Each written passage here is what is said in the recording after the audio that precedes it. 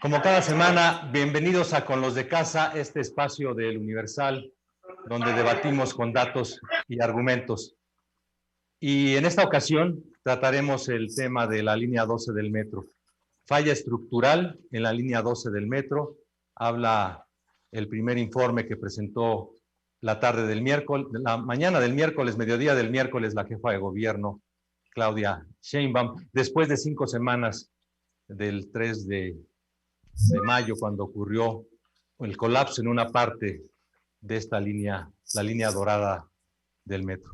Y para hablar sobre este tema, nos acompañan en esta mesa el ingeniero Francisco García Álvarez. Nos acompaña también Héctor de Mauleón. Héctor, ¿cómo estás? ¿Qué tal? Muy buenas noches. Valeria Moy. Hola, Valeria, ¿cómo te va? Hola, encantada. Buenas noches. Y Juan Pablo Becerra Costa. ¿Qué tal? Buenas noches. Mucho gusto. Antes de comenzar, ingeniero, y gracias por acompañarnos en esta mesa, en esta emisión, vamos a poner esta pequeña cápsula que preparó nuestro jefe de video, Julio Suárez. La noche del pasado 3 de mayo, la tragedia llegó a la línea 12. Uno de los más grandes accidentes en la historia del transporte colectivo metro paralizó a parte de la capital. El tramo elevado que une a las estaciones Olivos y Tezonco de la llamada Línea Dorada se desplomó justo cuando cruzaba un convoy. ¡Está vivo, está muerto! ¡Que nos digan dónde está! ¡Andamos todos! El saldo fue de 26 personas muertas. El desplome ocurrió en una obra que desde su creación se ha mantenido dentro del ojo público por las controversias, irregularidades y fallas que ha presentado.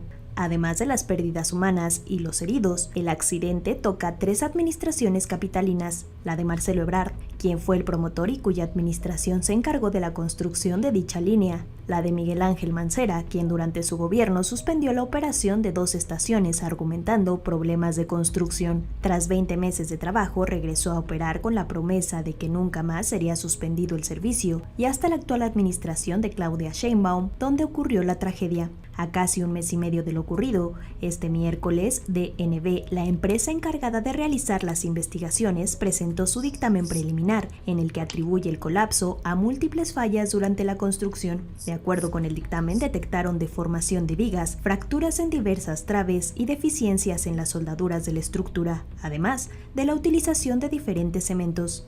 También se mencionó que la estructura no correspondía al diseño y planos iniciales de la construcción, entre otros errores. Para entender mejor este informe, el día de hoy nos acompaña el ingeniero Francisco García Álvarez, expresidente de la Sociedad Mexicana de la Ingeniería Estructural, experto estructuralista y director de la empresa García Jaque Ingenieros.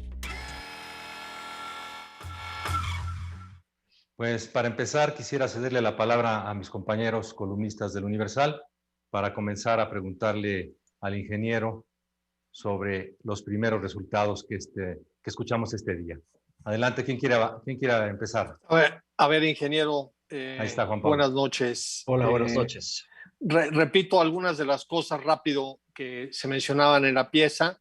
Dice la empresa DNB que el incidente, comillas, el incidente fue provocado por una falla estructural asociada al menos a las siguientes condiciones identificadas hasta ahora. Estas deficiencias en el proceso constructivo fueron soldadura de los pernos Nelson. O sea, ahorita nos explica, pero parece que no soldaron bien, lo cual verdaderamente es increíble cuánta gente supervisó una obra de esa envergadura. Porosidad y falta de fusión en la unión perno-trave. Otra vez, yo sin ninguna sapiencia, parece que no quedaron bien unidos ni los pernos con las traves. Otra vez también me parece increíble que se haya construido así, que luego no se haya revisado adecuadamente en un gobierno y luego en otro gobierno, ¿no? Y sobre todo después de un sismo, como fue el de 2017. Luego dice falta de pernos Nelson en los traves que conforman el conjunto de puente, o sea que le faltaban pernos, supuestamente, si entendí bien, esos estaban ocultos, los famosos vicios ocultos. Es increíble también quién supervisó esa obra, ¿no?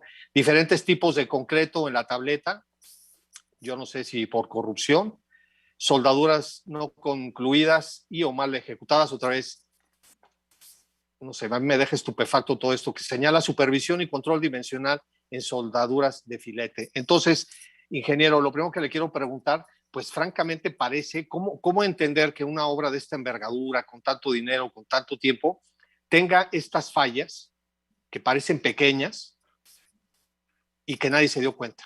O sea, ¿cómo no se dio cuenta antes de echarla a andar el gobierno de Marcelo Ebrard, las empresas, luego el gobierno de Mancera y luego el gobierno de Claudia Sheinbaum durante todo este tiempo que lleva ahí? Pues cómo trabaja el mantenimiento, ¿no? No sé qué nos pueda decir, ingeniero. Cómo no, con mucho gusto. Primero, me gustaría pues puntualizar que de los 6 puntos de estas deficiencias en el proceso constructivo, 3 y las 3 primeras están asociadas a los pernos de cortante o a los pernos Nelson. Entonces creo que convendría dedicarle un poquito de tiempo a entender qué es el perno, cómo trabaja, por qué se coloca y cuál es su función.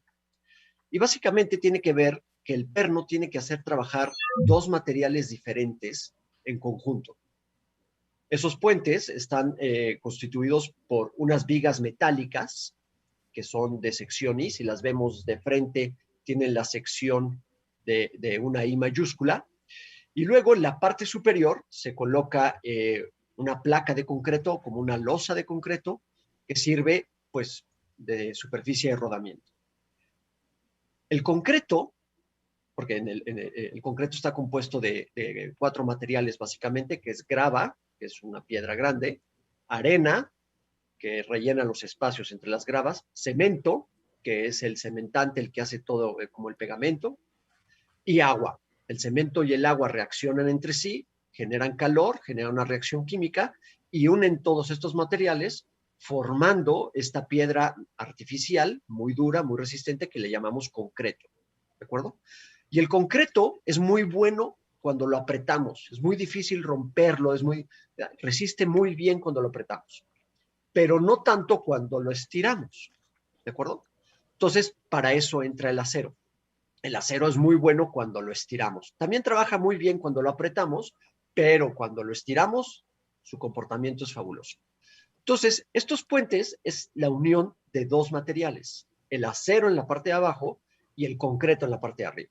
Y se tienen que hacer trabajar en conjunto por medio de estos pernos de cortante, que ahorita definimos cómo es un perno de cortante y por qué se llaman así. Entonces, cuando tenemos las vigas IS y encima le colocamos la placa de concreto, el trabajo de esas vigas tiene que ser una unión, tiene que ser una unidad. Cuando tenemos un puente, y lo cargamos, se deforma. Cuando lo descargamos, vuelve a su posición original. Y así es. Todas las estructuras se deforman, todas, ¿sí? Cuando le aplicamos carga, se deforman. Cuando le quitamos esa carga, se recuperan.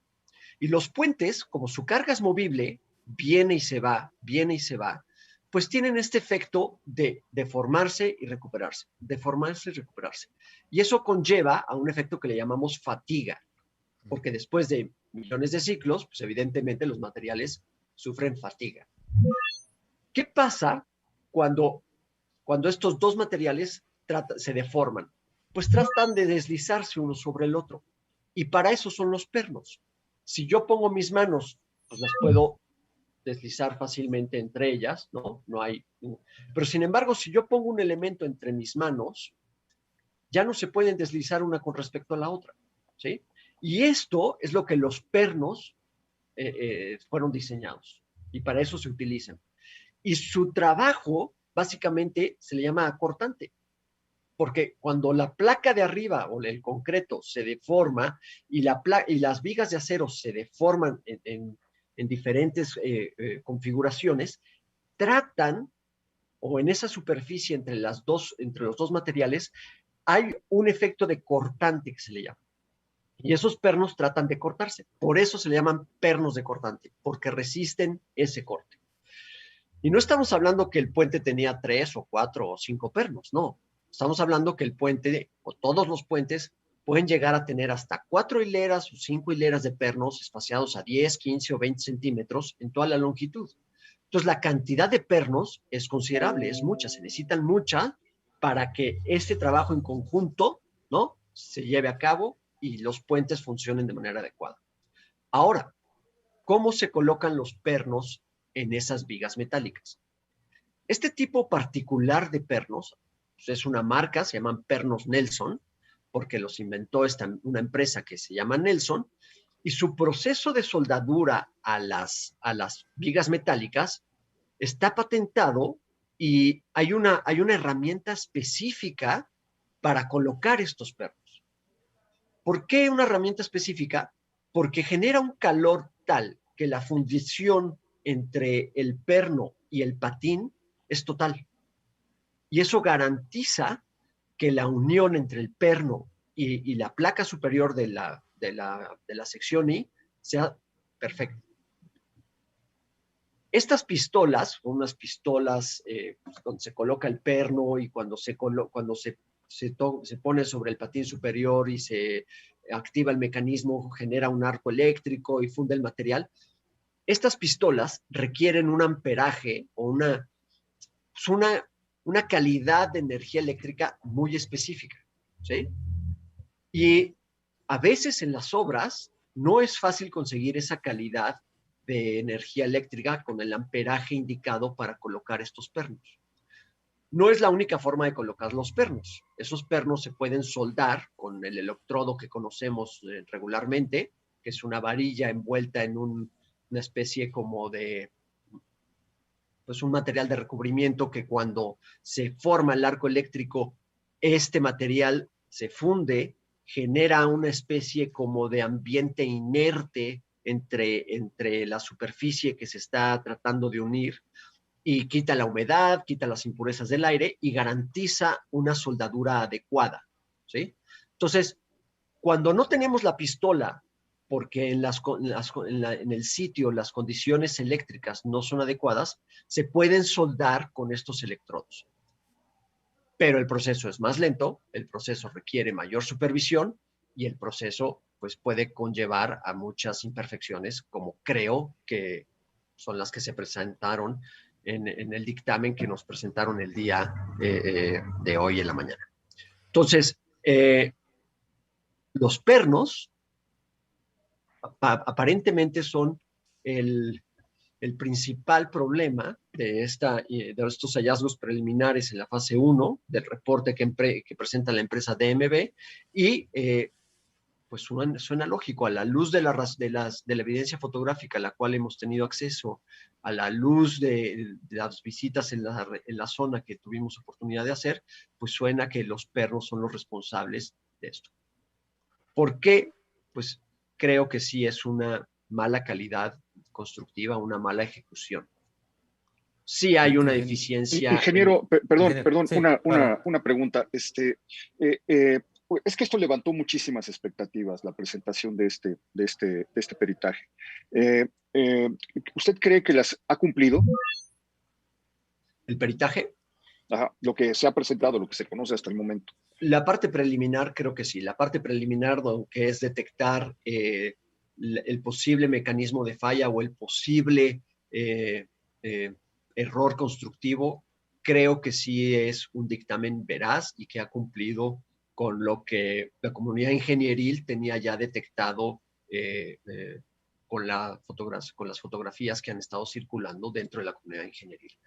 No había mucho a dónde moverse, honestamente, es para los que vivimos de esto, es el pan nuestro de cada día, sabemos inmediatamente, es como para un periodista encontrar un error ortográfico, ¿no? Ustedes rápidamente detectan un error ortográfico porque están acostumbrados a redactar y a escribir. Pues, esto es muy similar para los ingenieros. Era muy evidente que había una muy mala calidad constructiva en estos pernos y la empresa de MB pues no escatimó, o sea, lo dice muy claro, ¿no? Esto apunta entonces al constructor.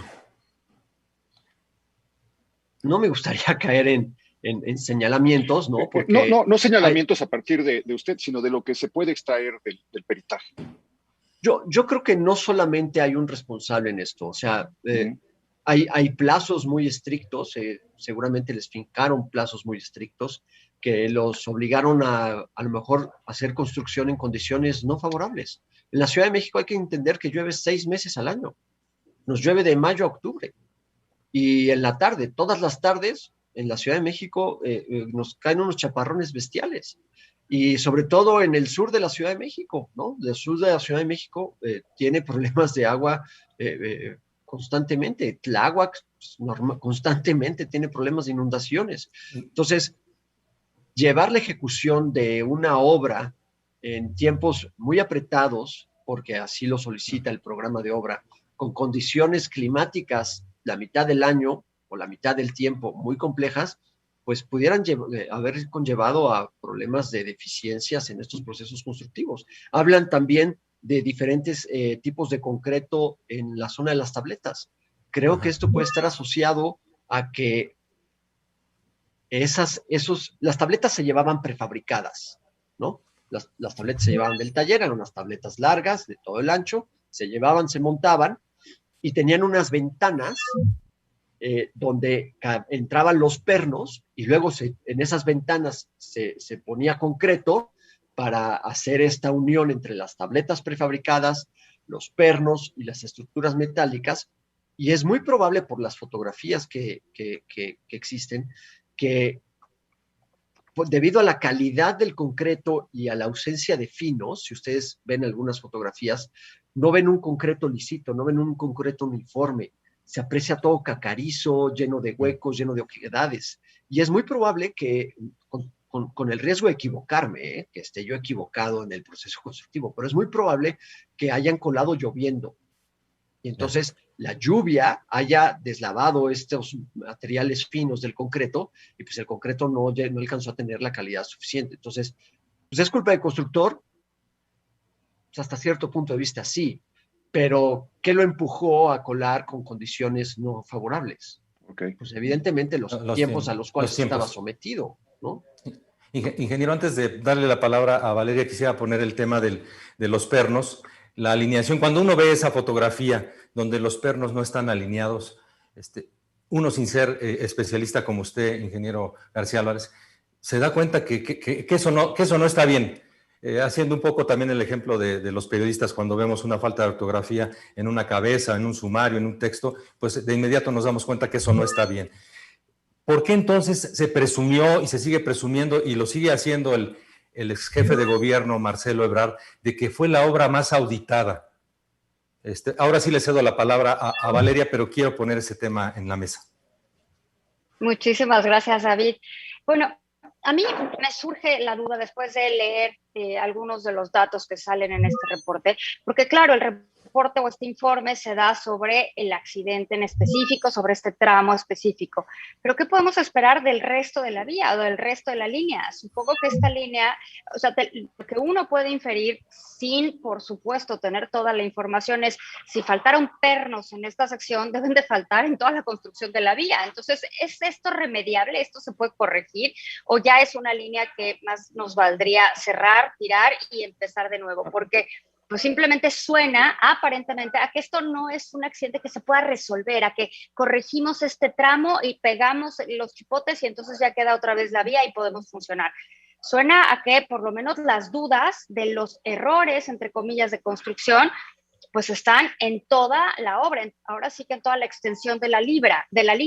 ¿Qué podemos decir, qué podemos saber de lo que viene en la forma que se construyó? A ver, este mecanismo de colapso yo no lo extrapolaría a toda la línea. Yo nada más lo acotaría a la parte de estructura metálica, nada más al segmento que fue... a la parte volada, por decirlo de alguna manera, la parte que va por elevada. arriba. No, a la parte a los tramos que están resueltos con estructura metálica, porque hay otros tramos que están resueltos con traves de concreto, con ballenas, que los desarrolló otra empresa, ¿sí? No los desarrolló... El tramo está dividido en 3 empresas y se repartieron los tramos y la empresa que desarrolló este tramo decidió cambiar a estructura metálica porque aparentemente tenía acceso a material de acero, que es un poco más caro que el concreto, pero cuando se tiene acceso seguramente tenía ventajas económicas para la empresa desarrollarlo o hacerlo. Y está bien, no estoy diciendo que tener las ventajas económicas estuviera mal, es una solución perfectamente viable si se hubiera ejecutado de manera correcta. No estoy diciendo que esté mal el sistema estructural en acero, creo que tiene problemas de ejecución. Entonces, yo no extrapolaría este problema a toda la línea. Sí hay, desde luego, sí hay la incertidumbre que la parte metálica del tramo metálico pudiera tener exactamente los mismos problemas. Y estoy seguro, bueno, tengo de buena fuente que de hecho lo dijo la doctora Sheinbaum al final de la conferencia de hoy, que ya había un equipo que estaba planeando la rehabilitación del tramo metálico y nombró a agentes, 4 de ellas que yo conozco personalmente, de altísimo nivel. Y seguramente ellos ahorita van a entrar en una tarea muy complicada de proponer la solución para restituir, yo voy a decir restituir la certidumbre en el tramo, ¿no? Porque pues el problema del tramo es que tiene una incertidumbre ya muy fuerte, ¿no? Pero creo que sí se puede restituir la certidumbre con reparaciones en el tramo metálico y va a ser tarea de este comité que se nombró al final de la conferencia de prensa cuando entregaron el dictamen, de proponer la solución para reparar o para restituir la certidumbre de la seguridad de la línea. Y una pregunta en este mismo sentido, perdón David, dame un segundito. Sí. ¿Es normal que se partan, o sea, en una construcción de una obra de esta magnitud? Usted mencionaba que hay unos tramos construidos con concreto, con las ballenas, luego el que tiene metal y luego otro con ballena. ¿Es normal que esto suceda? ¿Es común? ¿Está en las mejores prácticas hacer estas divisiones de no solo entre empresas, sino también de mecanismos y de formas de construcción? ¿O no necesariamente es lo más adecuado en términos de construcción de este tipo de infraestructura pública?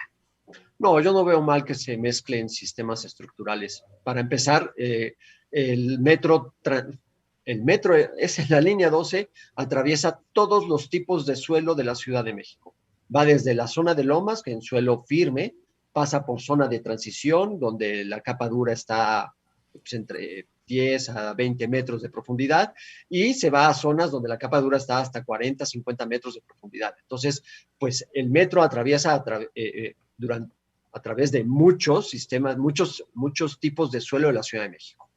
Pues también puede ser resuelto con diferentes sistemas estructurales. Yo no veo mal que se haya cambiado el sistema estructural si había condiciones favorables para poderlo resolver con otro sistema en esa situación, ¿no? Eso no le veo una implicación, ¿no? Nada más hay que poner especial atención a lo mejor en el cambio de un material a otro. Es un detallado específico para esa zona, pero creo que se puede resolver perfectamente bien. Ingeniero, bueno, aparecen...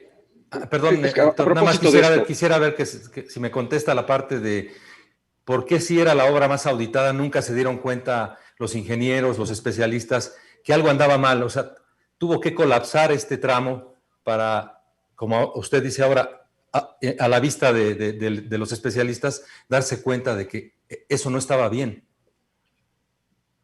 Bueno, evidentemente la supervisión y la constructora debieron haber detectado que la distribución y la colocación de esos pernos no era la adecuada. Pero esos pernos se pueden colocar relativamente rápido. Estoy hablando que a lo mejor en ese tramo todos los pernos los pudieron haber colocado en una noche, sin lugar a dudas. Con un par de cuadrillas de soldadores, los pernos de esas vigas se pudieron haber colocado de noche y para estar listos para colar a la mañana siguiente. Entonces, pues evidentemente pudo haber sido un factor de falta de supervisión en ese particular momento. La línea tiene 23 kilómetros. Entonces, ese tramo y ese tramo que se cayó son 30 metros nada más. Las vigas tienen 30 metros de claro nada más. Entonces, en 23 kilómetros, ¿cuántos tramos de 30 metros hay? Muchísimos. Y había seguramente varios frentes. Entonces, sí hay una falta de supervisión, evidentemente. Sí hay una falta de calidad constructiva, evidentemente. Pero de eso a que las administraciones sean responsables, híjole, lo veo muy complicado, ¿no? O sea, la administración, yo no creo, y sin defender a nadie políticamente, ni mucho menos, pero no creo que la instrucción haya sido, colen los pernos rápidos y vamos a ver qué pasa dentro de 12 años, ¿no?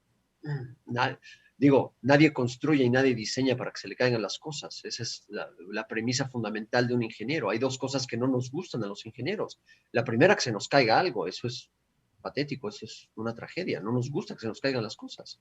Diseñamos para que no se caigan. Y la otra es que no se construyan las cosas que diseñamos, porque le inviertes mucho esfuerzo, muchas ideas, mucho tiempo a un proyecto, y pues lo peor que puede pasar es que no se construya ese proyecto. Entonces no nos gustan esas dos cosas, que se nos caigan, evidentemente, y que no se construyan lo que dedicamos tanto tiempo. Entonces, yo no veo que las administraciones hayan sido tan responsables, ¿no? Al final de cuentas, pues ellos contrataron profesionales de la construcción. Los presionaron en tiempo, sí, desde luego. Seguramente los presionaron en costo, por supuesto. Seguramente hubo recortes en supervisión, no lo dudo, no lo sé, pero no lo dudo. Si los costos estaban muy acotados, ¿no? Y empezaron una obra de esta envergadura sin proyecto ejecutivo, y eso me consta, porque ya estaban construyendo el metro, y a mi empresa nos hablaron para que diseñáramos un par de estaciones. Entonces, no tenían un proyecto ejecutivo cuando iniciaron la construcción. Luego, entonces, no sabían cuánto iba a costar. Lo hicieron con unos números paramétricos, con unos aranceles que evidentemente no se cumplieron. Y el presupuesto era limitado. No somos un país de primer mundo donde el presupuesto sea ilimitado. Nuestros presupuestos están muy acotados. Entonces, pues evidentemente, seguramente hubo recortes en supervisión o en construcción, no sé si en materiales. Yo creo que las pruebas de materiales que la empresa DNB está haciendo y que según el reporte de hoy, van a ser presentados en la segunda etapa, van a salir adecuados. El concreto, creo que de las tabletas en general va a salir en condiciones adecuadas, quitando estas zonas que se ven muy, muy críticas, seguramente porque colaron en condiciones poco favorables. Pero creo que las vigas metálicas van a salir con materiales adecuados. Creo que la varilla que va dentro de estas losas va a salir con condiciones adecuadas. No creo que sea un problema de calidad de materiales. No veo un problema de corrupción. Y eventualmente le acabó reventando a la administración actual. Pero pues, ¿qué responsabilidad tiene la administración actual de algo que se generó hace 12 años, ¿no? Porque el protocolo del metro los obliga a efectuar trabajos de mantenimiento y de supervisión. No sé, lo que le quería preguntar es si todo se puede achacar a las prisas de quienes lo hicieron y a las cuestiones presupuestales, y no a quienes tenían que velar por la seguridad de los usuarios a lo largo de los 12 años o de los 11 años que siguieron. ¿Había alguna manera de que a través de supervisión o de lo que le llaman mantenimiento se pudiera detectar que algo estaba mal en ese tramo? Lo veo muy complicado. Estos pernos no son visibles, estos pernos están ocultos dentro de la estructura, están en el corazón de la estructura, no son visibles en lo absoluto. Probablemente alguna forma de detectar posibles deterioros de la estructura hubiera sido con análisis topográficos o con registros topográficos de la vía, ¿no? O sea, empezar a ver que el puente se empezaba a deformar hasta que su deformación fue tal que ya no, los materiales ya no pudieron trabajar en conjunto y se presenta el colapso. Probablemente con registros topográficos, que no sé si los tengan, desconozco si en este programa de mantenimiento existan estos registros topográficos, debiera existir una estructura o una infraestructura de estas características, debiera tener un registro topográfico. Las presas tienen registros topográficos muy precisos, porque a las presas hay que estar monitoreando si se mueven o no, porque el hecho de que una presa se empiece a mover y de repente colapse, pues es una tragedia monumental. Entonces, hay que estar registrando las presas y todo tipo de infraestructura de alto impacto debería tener estos estudios topográficos. Desconozco si el metro los tenía o no. Y desde mi punto de vista, creo que hubiera sido la única forma de detectar si había ya deformaciones mayores en esa zona o no. Juan Pablo, ¿quieres preguntar? Tú. Sí, cómo no, ingeniero. Son varias cosas muy interesantes que ha dicho usted y también una muy impresionante que dijo Valeria, de terror, ¿no? Porque ¿cómo saber que están bien las otras partes, ¿no? Yo creo que si van a hacer una revisión, pues van a tener que ser muy meticulosa para ver estas otras partes de acero con concreto, ¿no? Retomando lo que usted nos informaba, que me parece, usted dígame por favor si es grave, si es normal, si es usual, porque yo no lo sé. Nos dice usted que no había proyecto ejecutivo, ¿no? Nos confirma usted que no había proyecto ejecutivo. Entonces, yo me pongo a pensar, caray, si no había proyecto ejecutivo en una obra que se presumía como de primer mundo, como la más impactante, que decía el ex jefe de gobierno, Marcelo Ebrard, me parece que ya algo había empezado muy mal. Y si estaban pidiendo un proyecto para algunas estaciones varios meses después, me parece que estaba muy mal. Luego, nos menciona usted que era muy difícil detectar todo esto de los pernos, porque está oculto, ¿no? Entonces, que no había manera, digamos, con las supervisiones, salvo que hubiera estos estudios o registros topográficos. Me parece, desde mi no conocimiento, dígame usted, por favor, aquí no había más que de dos. Sí los presionaban, si había recortes, lo que usted me diga, pero parece que o había corrupción por no utilizar, por ahorrar dinero, o francamente había negligencia en la construcción, sea de las empresas o sea de la parte del gobierno en términos de supervisión. Pero parece que hay o negligencia o corrupción. Y concluyo agregando lo que dijo Valeria, ¿no? Es de terror, entonces, ¿cómo pueden estar otros lugares no visibles? Sí, yo creo que poner esto en blanco y negro no es fácil. No creo que pueda ser o esto o esto. Creo que estamos en una escala de grises muy compleja. Creo que hay muchas cosas que yo desconozco, de las cuales me sería difícil emitir una opinión. Lo que sí es que, como lo comenté hace poco, la incertidumbre más bien, ya está ahí. No estamos certeros de que la línea tenga la resistencia adecuada en la parte del tramo metálico. Yo acotaría esto nada más a la parte metálica del proyecto.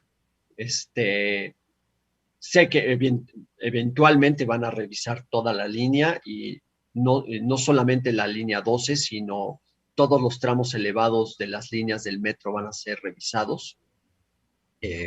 Pronto seguramente se hará el anuncio, pero sé de buena fuente que todos los tramos elevados van a ser supervisados, estructuralmente hablando. Entonces, el problema de la certidumbre es el más crítico de todos. No es un problema que se vaya a resolver en el corto plazo. Va a llevar muchos meses volver a restituir la certidumbre. No voy a decir la seguridad, porque es probable que el resto de las vigas de este tramo metálico estén correctas, pero no tenemos la certidumbre de que están bien. Entonces, va a haber que adicionarle elementos a estas vigas metálicas, a estas losas de concreto, para que tengamos la certidumbre de que su comportamiento va a ser adecuado.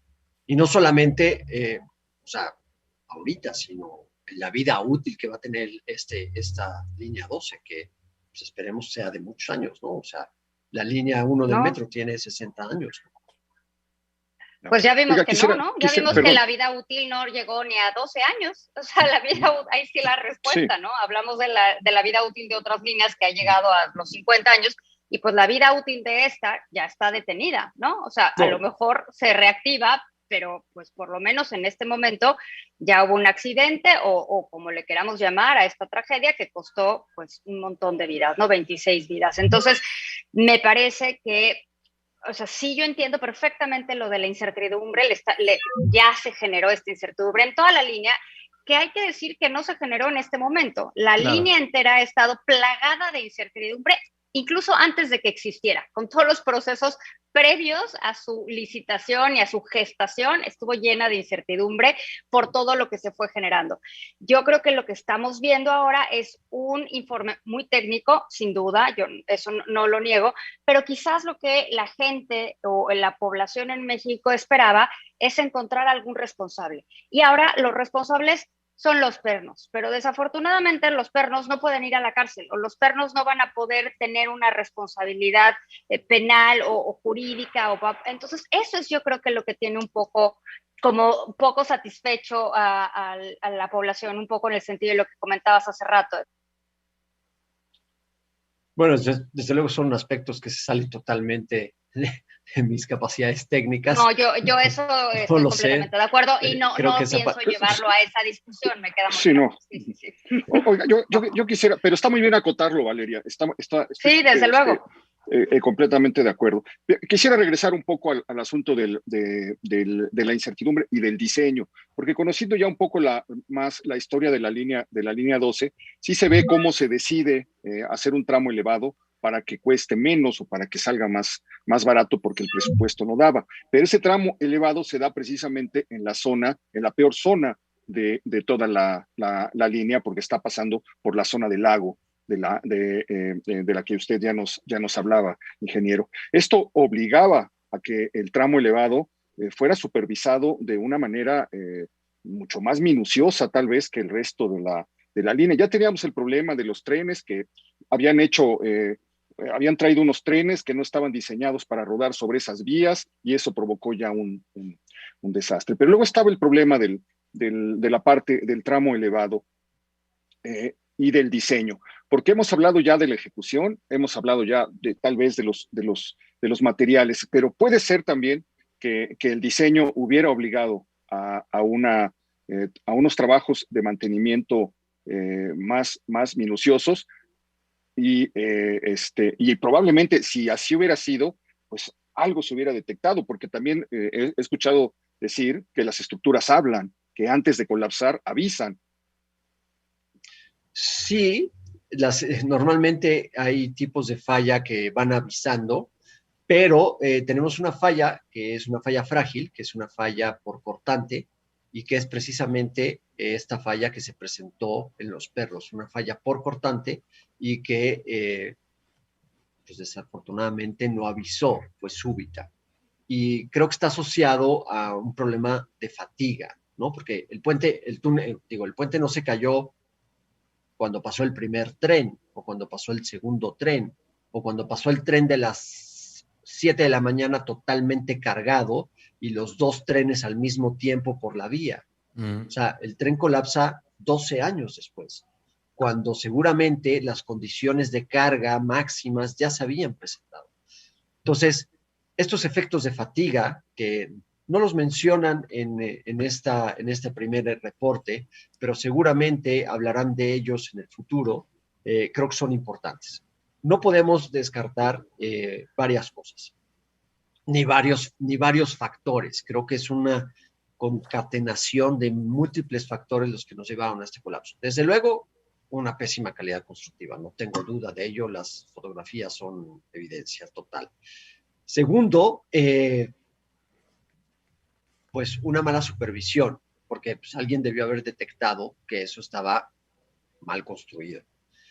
Tercero, seguramente plazos muy acotados y presupuestos muy reducidos en la ejecución. Pero hay otros factores que también se tienen que considerar. El peso adicional de los trenes, evidentemente, es un factor que se fue consumiendo estos factores de seguridad. Los trenes que se usaron eran más pesados que los originales. 30% más pesados. Sí. Entonces, estas cargas adicionales pues fueron consumiendo estos factores de seguridad que los puentes y todas las estructuras tienen. No podemos dejar afuera también el sismo del 2017, aunque no se registraron daños en esa zona porque lo inspeccionaron, porque hubo un reporte de esa zona que no sufrió daños durante el sismo de 2017, no podemos dejar afuera que probablemente el sismo haya degollado, no sé, voy a decir un número, si esa viga tenía 200 pernos o 1000 pernos, que el sismo haya afectado a 100 pernos, al 10% de los pernos. Entonces, si el sismo ya se comió el 10% de los pernos, si el sobrepeso de los trenes se comió otro 10%, si la calidad constructiva de los pernos que se colocaron ahí, 30% está mal construida, si el concreto que se colocó en esa zona se consumió otro 30%, pues ya no estamos consumiendo todas las reservas que la estructura tenía. Entonces, no veo un culpable único, veo una sucesión de eventos desafortunados que conllevaron al colapso de este tramo de la línea 12. Y el problema más grave que tenemos, sin lugar a dudas, quitando desde luego la pérdida de estas 26 vidas, el problema más grave que tenemos es restituir la certeza de que esa línea va a funcionar adecuadamente cuando se repare en una zona que no hemos hablado de horas hombre, ¿eh? Sí. Pero las horas hombre que se están perdiendo porque esta línea no está en operación es monumental, gigantesca. Gente de mi oficina que utilizaba esa línea diariamente hacía 1:15 a 1:30 diariamente para venir de Tláhuac a la estación Parque de los Venados, que por mi oficina está cerca de ahí. Entonces, ahora están haciendo entre 2:30 y 3. Eso es 1 hora en promedio más por persona que utilizaba la línea 12. La utilizan 300,000 personas diarias. Son 300,000 horas hombre diarias perdidas en la mañana y 300,000 en la tarde.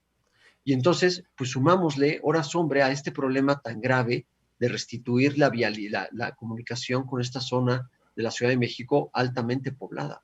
Sí, es un tema que no se ha abordado y creo que se tiene que restituir rápidamente. Porque sí, la afectación social la hemos visto, ingeniero. Sí, el costo social. Pero yo quisiera añadir a otro de los factores y preguntárselo más bien, ¿la calidad de la mano de obra durante la construcción también es un elemento? Sí, desde luego, por supuesto. Dentro de la construcción, dentro de los técnicos de la construcción, hay diferentes calidades de mano de obra. Y pues en el 2000, ¿qué fue? 2012, más o menos, ¿no? La inauguración, que la construcción empezó en 2006, no, 2009, 2012 más o menos. Pues la Ciudad de México tenía una situación de construcción muy favorable y había pues alta demanda de esa mano de obra calificada de técnicos de la construcción. Y probablemente el metro requirió otra buena dosis de técnicos de la construcción para llevarse a cabo, y seguramente pues se trajo personas de otras latitudes, de otros lugares de la República Mexicana, donde a lo mejor la calidad constructiva o la técnica constructiva no es la más adecuada, ¿no? Entonces, creo que eso se resuelve con capacitación, ¿no? Cualquier persona con la capacitación adecuada puede desarrollar un trabajo técnico de manera muy adecuada, pero probablemente la calidad constructiva no haya sido la mejor. Para iniciar una, sí, Juan Pablo, nada más es para acotar, es una última ronda de preguntas para terminar la mesa. A ver, ingeniero, entonces, siendo una última ronda, retomo algunas de las cosas que he escuchado aquí, que nos ha hecho usted el favor de explicarnos. No había un proyecto ejecutivo, ya lo dice el informe, ya lo dice usted, una pésima calidad constructiva o una deficiente supervisión, porque si yo tuviera una empresa constructora, pues yo quiero saber hoy quién fue el culpable o el responsable, si no el culpable, quién no supervisó que estuvieran esos pernos, ¿no? Por decirlo así. Y luego, digamos, una serie de hechos desafortunados, menciona usted. Entonces, al final, pues sí parece que hay negligencia, pero también de pronto siento como que era una fatalidad entonces, porque se va a diluir la responsabilidad, ¿no? No sé cómo me lo puede usted explicar. Sí, yo creo que la responsabilidad sí está diluida. Yo sí veo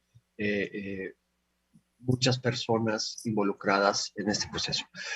¿Por qué habría, como mencioné al principio, por qué habría que tener un responsable absoluto de una obra que llevó miles de horas, hombre, muchísimas juntas, muchísimas personas involucradas, muchísimas horas trabajadas en el proceso constructivo y buscar solamente una persona que sea responsable de que esos pernos se hayan colocado de la manera adecuada, en el lugar adecuado, en la situación adecuada?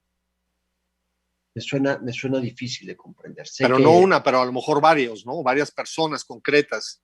Varias, que no se vayan a ir sobre uno de los encargados de exactamente. Ahí entonces, compuso, ¿no? ¿Quién dentro de qué empresa concreta y quién dentro de, si el gobierno tenía algo que ver con la supervisión, quiénes eran los responsables? O sea, aquí el asunto es que no se diluya, ¿no? Y que lleguemos, pregunto, a la posibilidad de, bueno, fue una fatalidad y entonces pues se tenía que caer en algún momento esa parte, ¿no? Supongo que debe haber algún proceso dentro de los ingenieros para determinar responsables, pregunto. No lo sé, yo no lo sé. Honestamente, mi campo es la técnica.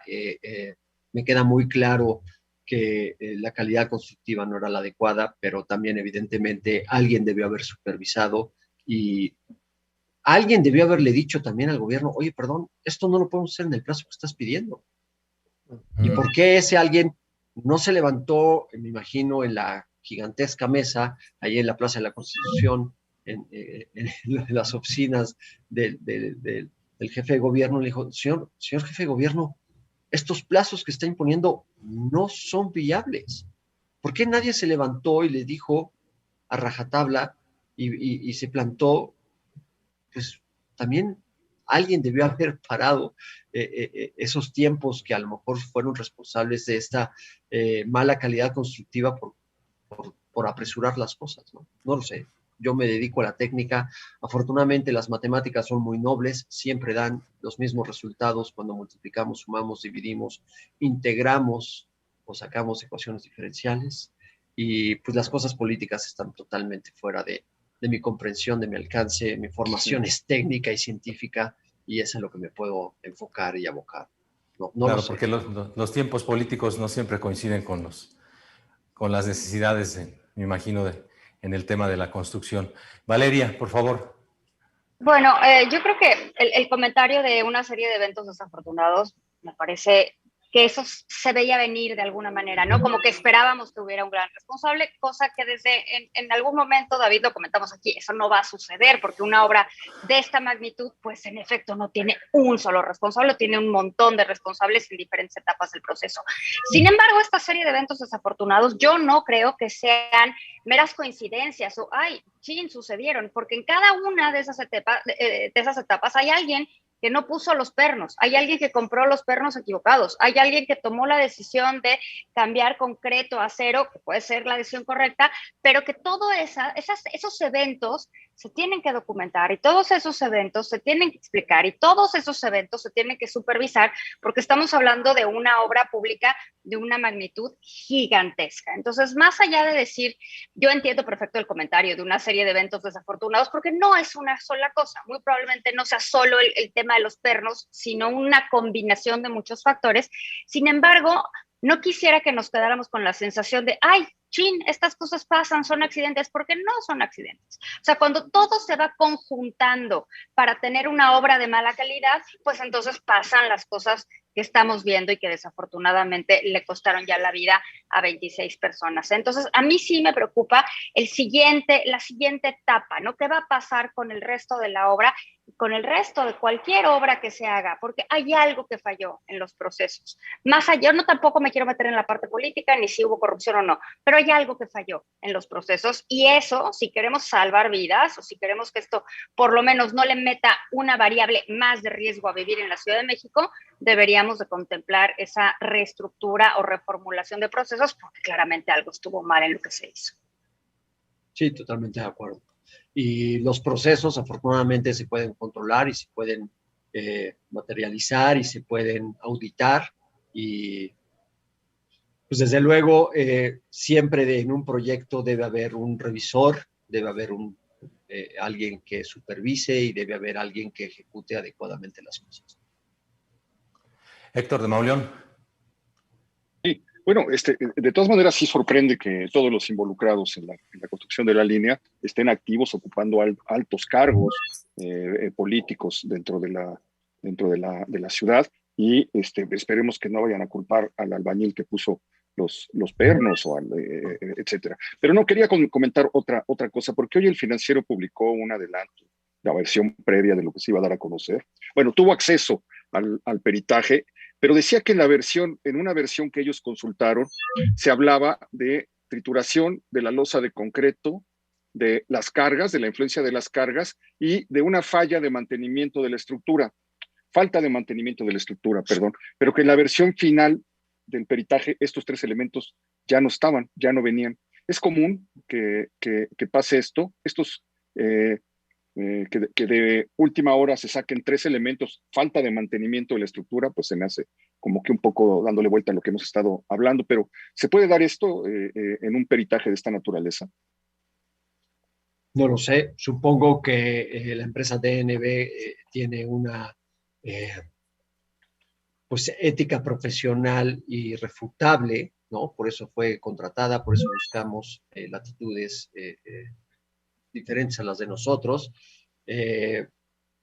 No lo sé, no conozco el peritaje que el Financiero había visto antes, lo desconozco, el único que conozco es el que se publicó hoy en la mañana y que lo tengo aquí yo en mis manos y que he leído con detenimiento. Y sí, efectivamente no habla de mantenimiento, no habla del tema de mantenimiento, pero no sé si en ese, si había un preliminar y luego lo quitaron, lo desconozco.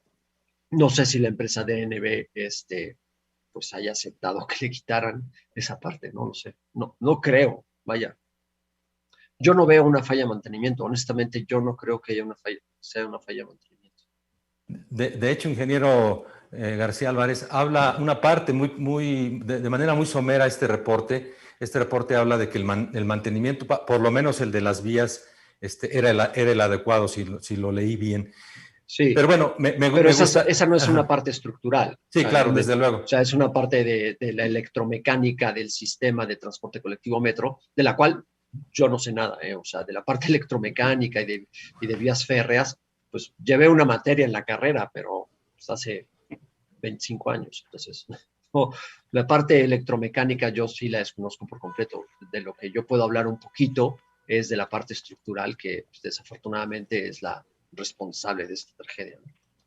Pues si entendí bien, para cerrar el programa, ingeniero Francisco García Álvarez, si entendí bien, usted le da credibilidad a este primer informe y también para cerrarlo y frasearlo muy sencillamente, usted vio una mala construcción o una mala práctica en la construcción de la línea 12, al menos en este tramo que ahora conocemos por el colapso.